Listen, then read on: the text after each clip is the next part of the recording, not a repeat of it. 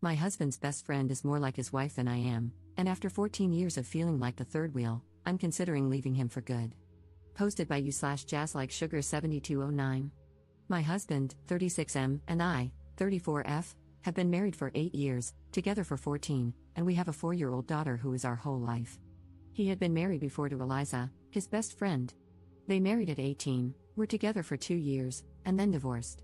They remained best friends, and when we started dating, Eliza, my husband's other best friend Jack, and my husband were a tight-knit group. Eliza was one of the bros, and I was always the girlfriend and later the wife, always an outsider. His 2 friends are single, so our house was always a place for them to crash. Ever since we moved in together, they would show up unannounced and do their own thing while I made snacks and full meals. For the first year, I tried my best to integrate into their clique, but it never worked out. It was always awkward, and I felt like I was inserting myself where I didn't belong, so I stopped trying and relegated myself to being a great host and letting them do their thing. I didn't notice at first, but over the years, resentment has built up. I feel like a 1950s housewife serving drinks and lighting darts for the men. My husband on his own is amazing, and I love him. He has been a great partner and my best friend during these 14 years. The problem is, I'm not his best friend, Eliza is. Every single thing that happens in our life has to be discussed and analyzed with Eliza. Early in our relationship, I got pregnant. I took the test late at night, and we were really scared. Despite this, he was so reassuring, holding me the whole night and telling me he was ready to do whatever I wanted. I said I needed time to really think about it. The next day, we went to our classes and agreed to meet for lunch. When we met, he asked me how I was feeling, then told me he had the contact information for a doctor who performed terminations. It was illegal back then. I asked how he found one so quickly when I wasn't even sure what I wanted to do. His answer? He called Eliza early in the morning, and she had a friend who knew someone. I felt so betrayed because this was something deeply personal to me, and he went and shared it with someone else. Not just someone else, it's Eliza, come on, he said. In the days that followed, every time I saw him, he had new information from Eliza and Eliza's friend. I was so confused and scared, and Eliza convinced my boyfriend we needed to act fast because it would be easier. Under so much pressure, I agreed. Long story short, it was a terrible, unsanitary clinic, and I almost died. To this day, I don't know if I should have kept the baby or not. But it's better not to dwell on it. When my boyfriend proposed, Eliza was fake mad that he hadn't told her first. The only way to placate her was to make her his best man, even though my husband had a male best friend. Every little or major event in our life turns into, yeah, I'm going to tell Eliza now, you know how she gets. I was SA'd as a child and told my husband about it. He was the first person I ever confided in. Months later, Eliza and I were alone in our kitchen, and she started talking about something she'd heard on the news about a girl raped by a family member. Then she hugged me. When I started trying for a child and got pregnant, I asked my husband to keep it between us for a little while. It was Wednesday. By Sunday, when I saw Eliza, she congratulated me. I ended up miscarrying. I started looking for a doctor to help me deal with my depression, again, something I wanted to keep private. Eliza was so understanding. When I was pregnant with my daughter, Eliza came to me full of advice on things I should do. I told her to mind her own business, which really hurt her feelings. I stood my ground and told my husband I wasn't going to raise my child with Eliza's input and didn't want to hear any advice from her. This turned into a big fight with my husband because I was rude and Eliza was family and already considered herself an auntie. That was the only time I gave my husband an ultimatum: Eliza better keep herself away from my motherhood, or I will leave. Now, my resentment has reached the point where I don't want her near me, my house, or my husband. I feel like she is more married to my husband than I am. My whole life feels like I'm living in a best friends to lovers drama. I'm not sure why I'm writing this. Probably because I'm sitting alone in a coffee shop thinking how much I want my husband to just be my husband, not make me feel like a lame love interest in someone else's epic love story. In the past, my husband thought I was being childish. Despite loving him, I can't keep being married like this. I don't feel I can trust him to talk to me without involving Eliza, and I don't want to issue another ultimatum. Update 1 month later. I'm going to start by saying how thankful I am to everyone who showed grace on my last post. This isn't a happy update. If anything, welcome to the pity, angsty train. After writing my post and reading how most people felt about it, my head was full of doubts and sadness. Your opinions weren't a surprise since most of my friends and family had voiced the same at some point. I guess I'm too slow and need to be punched harder to understand. A few days after my post, I took a pregnancy test, and it was positive. Having a large family is what we always wanted, and ever since my termination, I've been left with a feeling of having empty arms. Holding my daughter in my arms felt like being whole again, and I knew I needed to grow my arms even more to hold my new baby too. But after the initial happiness, an ugly feeling started to grow in my stomach. I didn't want Eliza in our life. It felt like taking off my innocence glasses, and I was finally able to see her, really see her. How every smile was so damn fake, how every compliment was always mean-spirited or a veiled self-compliment. Nice potato salad, it was great. Oh, remember, to my husband, that potato salad I made? It was kinda unbelievable blah blah blah, or, nice outfit, I love how confident you are. I can't leave the house without making sure my outfit is flawless. Her reaction to my first pregnancy, my wedding, our travels, my second pregnancy, buying a house, how everything that should have been between my husband and me always included her, as if our life were a play she should write and direct. On our first Christmas together, she came over while we were decorating. With all her positive critiques, I ended up sitting in a corner drinking wine while she and my husband decorated. She's always here. And by here, I mean in my life. She has a say in everything in my life, to the point that when my husband voices his opinion, I can tell when it's his words and when it's Eliza's.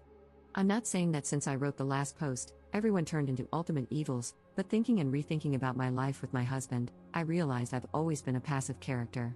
It's like my husband got himself a pet, and he and Eliza are going to be endgame when they both realize they never stopped loving each other. Some of you, like my sister, will say I'm dormant. I guess I am. I've let this go on for so long that it's become normal. My life isn't bad, my husband hasn't been a bad husband, and Eliza isn't so bad at the bars that she hasn't tried to kill me yet. I know it's clear to all of you, but to me, this has been my life for years, my day-to-day. I've learned to look away and make myself small so I don't make others uncomfortable. Maybe because I'm pregnant and hormonal, but I'm tired of this. I love my husband, but I feel he can't fully love me with Eliza whispering in his ear and him running to please her like a golden retriever. After all that thinking and rethinking, I sat my husband down and told him we needed to set some strong boundaries because our marriage wasn't working. I didn't feel loved or respected as a wife or even as a person. I explained more or less what I've written here. My husband denied everything and tried to explain himself, saying Eliza was like a sister to him. I said even siblings have boundaries. It went back and forth, with him making me doubt whether I was, in fact, trying to control who was or wasn't in his life. He even joked about whether he'd need to sneak away to have a drink with his friends. For a moment, I wondered if I was, in fact, crazy. But I stood firm. If he wanted to keep this marriage, Eliza needed to be gone from our life. At first, I thought low contact would be enough, but seeing his reaction, I knew that wouldn't work. Maybe I wouldn't see Eliza, but he certainly would, and I would be antagonized and mocked. Honestly, knowing this made me realize my marriage was over. So I pressed with important questions. What were his real feelings? Why did they divorce if they were so hung up on each other? Why hadn't he left me sooner? Why not leave me now? Did he love Eliza more than me? Why? What was it about her? What did she have that I didn't, that made her impossible to leave? In summary, he loves her, but he also loves me. He doesn't understand how. Both of us bring something he doesn't want to miss. He's not sure if he wants a life with Eliza like the one we have, a marriage, a family, but she is his soulmate. They divorced because their relationship was so intense it burned them both. With me, he has calm, peace, and a loving place to come back to. He's never cheated but admits he sometimes fantasizes about her being me and me being her. They often talk about having this life together but agree that being together would destroy their bond. Also messed up, my God. I know it was kind of obvious to all of you in my first post, and it should have been obvious to me. But hearing my husband say he loves another woman, that she's his soulmate, and that he put her at the center of our life, made her an auntie to our daughter and some kind of sister-in-law to me, a supposed family friend, it broke me. I'm not going to lie. I threw myself on the floor, hugged his legs, and begged him, asking what I needed to do to make him love me, to only love me. I felt so pathetic, but I thought everything was worth saving something as valuable as my marriage. I cried and cried and cried. And the hardest part was hearing there was nothing I could do. This is all. I know it's not some shocking news, but for me, my life is falling apart. The only things holding me together are two little hands that hug me every night and the small bean in my belly. We haven't discussed anything legal yet. He's left the house, and my sister and mom are staying with us for now. Top comment. He's a selfish, cruel man. She is equally horrible. He used you, kept her around, and she played along with it. He says he sees her as a sister but then claims he fantasizes about her being you and you being her. Both cannot be true at the same time. She is either a sister to him, or he wants her to be his wife. All he does is lie. He was living his best life and got everything he wanted. He has cheated, maybe not physically, though I doubt it, but emotionally, he has. You deserve to find someone who truly loves you and chooses you every single time, not someone who keeps another option. You were their little doll to play with. You gave him all these wonderful things so she didn't have to, but she gets the perks of being your husband's girlfriend without ever having to get pregnant or do any hard labor in a marriage. I'm so sorry. Second update 1 month 2 weeks later. Hopefully, this will be my last update, but not the end for me. Thanks again to everybody who sent me encouraging messages or replied to my last 2 posts. To clarify a few things people asked or guessed, yes, I'm South American. I live in a very religious country and was raised Catholic, even though I don't follow any religion now and consider myself an atheist. Some things are just too deeply ingrained in our brains. Also, yes, I grew up seeing my mom crying over my dad's multiple affairs. I always thought I would never let something like that happen to me, but oops. Luckily, I started seeing a therapist and will heal a lot of things. One of the very first things I discussed with my therapist was my termination, how deeply it hurt me and how big an impact it had on my mind. And yes, some of you guessed correctly. After the termination, I was determined to get something good out of a very traumatic event. Since I loved my then boyfriend so much, I thought maybe our relationship could grow stronger and better. And I fought hard for that. Then, after a while, it became more about, have I suffered so much for this relationship just to lose it over this one thing? No. Later, it turned into, this is my life, go to sleep and get over the pain. Now, I realize how similar that mindset was to my mom's while forgiving my dad.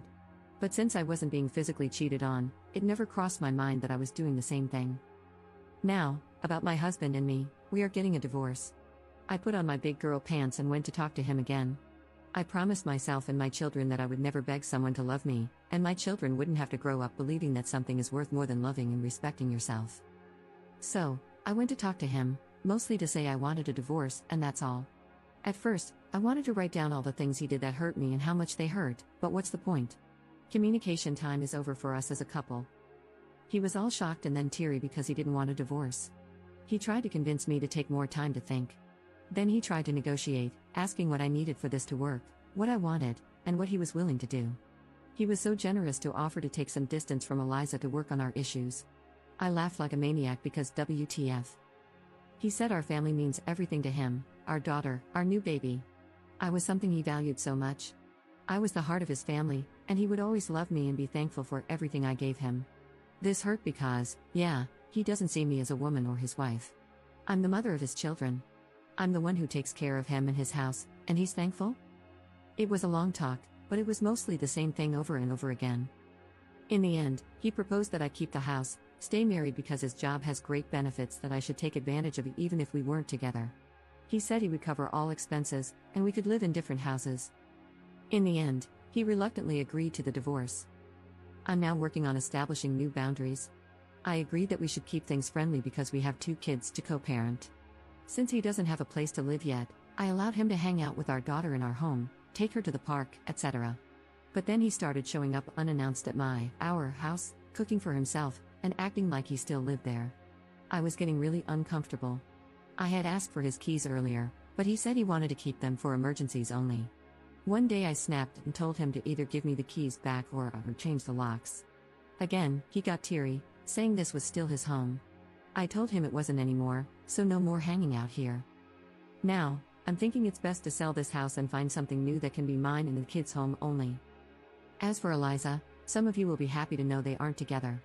He isn't staying with her, and from what I know, she has distanced herself from him. Maybe she only liked him when he was in a relationship? Or now that her power trip is over, she isn't interested?